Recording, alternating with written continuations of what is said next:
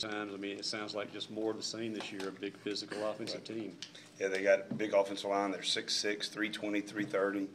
Tight end's a big kid. I think he's 290, 295, big physical run blocker, and he's athletic in space. They just keep reloading tailback, another great one after another great one. They just roll them in. And, big-time playmakers on the outside. And, the quarterback Jennings playing really well, makes great decisions. He's athletic, can move around, if the play's not there. And so it's going to be a big challenge. You guys lead the SEC with 29 tackles for loss. They do have the big offensive line. Right. What have you got to do with that front seven to create tackles for loss against these guys? Same thing we've been doing, play technically sound, great fundamentals, play really, really hard. I think when you watch us and we play really good, it's because of the effort and the fundamentals. And that doesn't change, depending on the opponent or the environment or anything like that. Got to come out, a lot of juice, a lot of energy, and tackle well, fit into blocks, get off blocks, and swarm to the football. I know Anthony Jennings really hasn't been talked a whole lot. It seems that running game's their power, but what have you seen from Jennings on? Yeah, he's a good player. I mean, he throws the ball really well. You can see him changing the looks, changing protections, changing the running game versus different looks.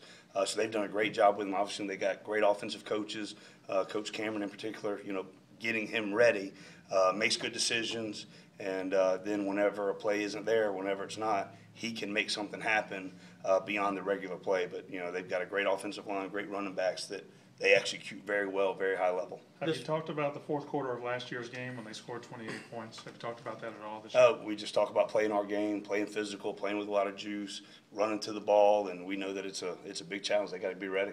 How do you balance this week, stopping what they do so well in the running game, but also fixing a few issues that you had with those big plays when they have a guy like Draw that can really bust some big plays? He's a good player. I think he's averaging like 30 yards of reception. So he's a good player. We're very well aware of it.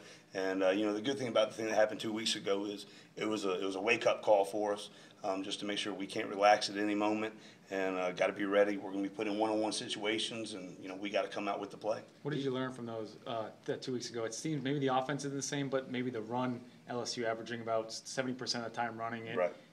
Kind of similar to UAB, but UAB pass. What did you learn from that situation? They've got a great scheme, big physical guys up front, and they can pass protect really well, and they will max protect at times and just take shots. So whenever that happens, we got to be ready for it. And I think our guys understand, they're going to be put in those situations, and they got to compete and fight and understand they're going against great players, and it's going to be a real challenge. Even though some of the big pass plays have been hit, have not been scored on the red zone. Everybody's either got to hit you from long distance, but can't sustain a drive. You've been able to stop drives short of the goal line. And that was one of the biggest things in the offseason that we focused on.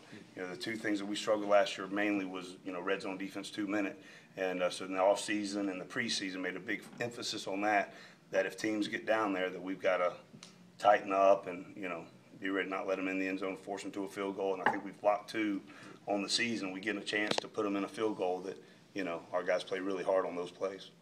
We've talked about Preston Smith every week pretty much. And we talked about how he's improved on the field. Sure. Has he changed much off the field? I know his daughter was born day of the Liberty Bowl. Right. Have you seen change in him as a person? Well, yeah, absolutely. I mean, he's very mature. He's played 3 years in this program, so he's 4 years now playing in the system. He's been in almost every situation that you can be in, played in every venue that you can play in. The thing that's impressive about Preston, everybody sees the flashy plays. They see the sacks, they see the blocked field goals, they see the, one-handed, off a back foot interception. The thing that I'm impressed with is every single play, the basic plays, the fundamental plays, the technical plays, he's making those plays. Where in the past he had the flashiness, he could make those big plays, but now the routine plays, he's making those at a high level. Chris Jones' sack on Saturday, Preston Smith defeated 3 blocks to force the quarterback to scramble, and Chris Jones made the sack. Unbelievable play by Preston. But everybody sees Chris. Chris made a great play as well, but Preston defeated 3 blocks and just went crazy to get back there and, cause a bunch of mayhem and, get people free.